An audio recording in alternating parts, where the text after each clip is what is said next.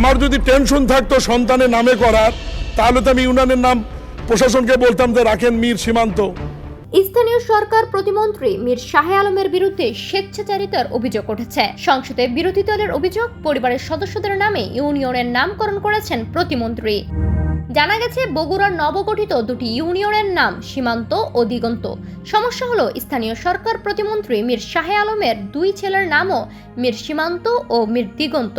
শুধু তাই নয়, নতুন আরেকটি ইউনিয়নের নাম রাখা হয়েছে মীর বাড়ি, যা প্রতিমন্ত্রীর পৈতৃক বাড়ির নাম বলেও দাবি করা হচ্ছে।